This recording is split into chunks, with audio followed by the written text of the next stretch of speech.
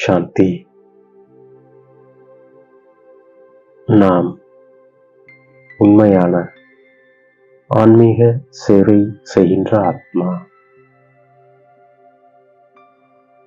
நாம் சகஜயோகி ஆத்மா. நாம் எல்லையற்ற வைராக்கியமுடைய ஆத்மா. நாம் இந்த சரீரத்தில் ஆத்மாவாக பிரவேசமாகும் போதுதான் இந்த சரீரத்திற்கு மதிப்பிருக்கின்றது. அலங்காரம் சரீரத்திற்கு தான், ஆத்மாவிற்கு அல்ல. நம்மை போன்றவர்களுக்கு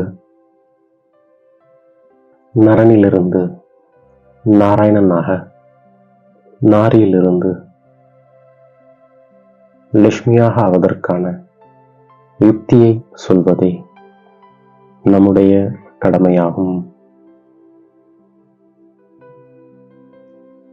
நாம் இப்போது பாரதத்தின் உண்மையான ஆன்மீக சேவை செய்கின்றோம். நமக்கு ஞானத்தின் மூன்றாவது கண் கிடைத்திருக்கின்றது. ஆகையினால் நம்முடைய புத்தி மற்றும் நடத்தை மிகவும் தெளிவானதாக இருக்கின்றது. நாம் யார் மீதும் சிறிதளவும் பற்றில்லாமல் இருக்கின்றோம். நம்முடைய சுய தர்மம் சாந்தி. நாம் அமைதிக்காக எங்கும் செல்வதில்லை. இப்போது நமக்கு தந்தையிடமிருந்து ஆஸ்தி கிடைக்கின்றது. நாம் இங்கே தந்தைக்கு முன்பாக அமர்ந்திருக்கின்றோம். படிக்கவும் செய்கின்றோம். ஆத்மா புள்ளியாகத்தான் இருக்கின்றது. ஆத்மாவு எளிமையான புள்ளியாக இருக்கின்றது. நாம் அனைத்திலும் உத்தமமான பிராமண குலத்தினர். நாம் படைப்பவர் மற்றும் படைப்பின் முதல், இடை, கடைசியை பற்றி அறிந்து சக்கரவர்த்தி ராஜாவாக ஆகின்றோம். இப்பொழுது ஆத்மாக்களாகிய நமக்கு தந்தையின் ஸ்ரீமத் கிடைக்கின்றது. தந்தைதான் வந்து ஆத்மா அபிமானி ஆவதற்காக கற்றுத்தருகின்றார்.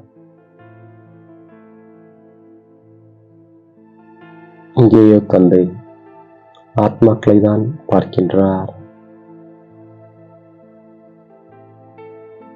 இப்போது தந்தை வந்து மதிப்புமிக்கவராக நம்மை ஆக்குகின்றார். நாம் இப்போது தேவதையாக ஆகிக் கொண்டிருக்கின்றோம். நாம் தான் தோட்டக்காரர்களாவோம். எஜமானன் ஒரே ஒருவரே ஆவார். நம்மிடம் இருப்பது உலகத்தின் எஜமானன் ஆவதற்கான போதையாகும். ஆத்மாவிற்கு ஞானத்தின் மூன்றாவது கண் கிடைத்திருக்கின்றது. மூன்றாவது கண்ணை கொடுக்கக்கூடியவர் தந்தை ஆவார். நமக்கு மூன்றாவது கண் கிடைத்திருப்பதால் நம்முடைய புத்தி மற்றும் நடத்தை மிகவும் நன்றாக இருக்கின்றது. நம்முடைய சரீரம் எப்போது தூய்மையாகுமோ அப்போதுதான் மலர்களால் அர்ச்சிக்க முடிகின்றது. நம்முடைய குறிக்கோளே லட்சுமி நாராயணன் ஆவதுதான். தந்தை வந்து மனிதரிலிருந்து தேவதையாக, நரனிலிருந்து நாராயணனாக மாற்றுகின்றார். நாம் இப்போது ராஜாவுக்கெல்லாம் ராஜாவாக ஆவதற்கு முயற்சி செய்கின்றோம். நாம் நம்முடைய ராஜ்யத்தை ஸ்தாபனை செய்கின்றோம். நாம் இப்போது எவ்வளவு தூய்மையான புத்தியுடையவர்களாக ஆகின்றோம்.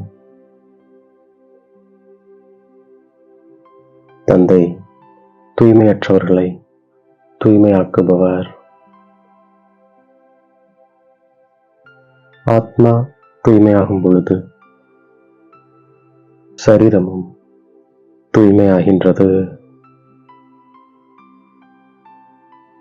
இப்போது நாம் நாஸ்திகரிலிருந்து ஆஸ்திகர்களாக ஆகின்றோம். தந்தை புள்ளியாக ஞானக்கடலாக இருக்கின்றார். முழு காட்டையும் பேனாவாக்கி எழுதினாலும் இந்த ஞானத்திற்கு முடிவு கிடையாது. நாம் மனசா சக்தி வாய்ந்த ஸ்திதியின் புரோகிராமை செட் செய்வதால் சங்கல்ப சக்தி சேமிப்பாகிக் கொண்டே செல்கின்றது. நம்முடைய மனதை சக்தி வாய்ந்த சங்கல்பங்களில் பிஸியாக வைப்பதால் மனம் நிலை குலைந்து போவதற்கான நேரம் இருப்பது கிடையாது.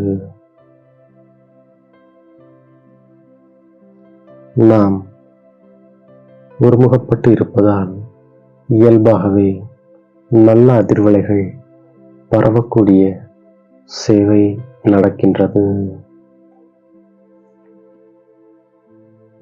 சகஜயோகி ஆவதற்கான சாதனமானது சதா நம்முடைய எண்ணங்கள் மூலமாக, வார்த்தைகள் மூலமாக, ஒவ்வொரு காரியத்தின் மூலமாக உலகத்தின் அனைத்து ஆத்மாக்களின் பொருட்டு சேவாதாரி என்று புரிந்து சேவையிலேயே அனைத்தையும் ஈடுபடுத்துகின்றோம்.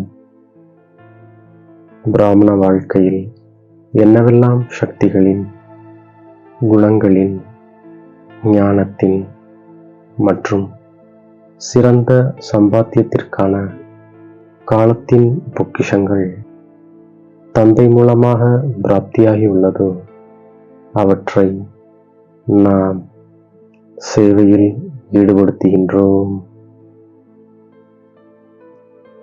நாம் சகயோகி ஆவதால் சகஜயோகியாக ஆகிவிடுகின்றோம்.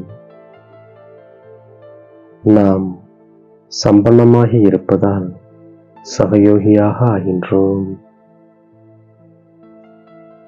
சகயோகி ஆவதால் நாம் மகாதானியாக ஆகின்றோம். இப்போது நாம் தந்தையின் மூலமாக மதிப்பு மிக்கவராக ஆகின்றோம். நாம் தான் தேவதைகளாக ஆகப் போகிறவர்கள் என்ற நாராயண போதையிலேயே இருக்கின்றோம். பந்தனத்திலிருந்து விடுதலையாகி நாம் சேவை செய்கின்றோம். ஞான யோகத்தில் தீவிரமானவராகி தாய் தந்தைக்கு சமமாக மலர்களின் ராஜாவாக ஆகின்றோம்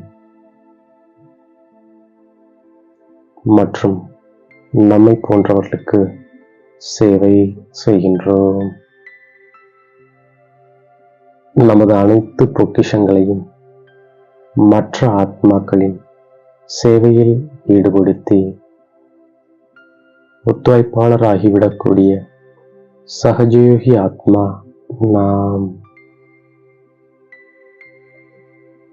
கவர்ச்சி செய்யக்கூடிய அனைத்து சம்ஸ்காரங்களையும் எளிதாக முடித்துவிடக்கூடிய எல்லையற்ற வைராகியமுடைய ஆத்மா நாம்.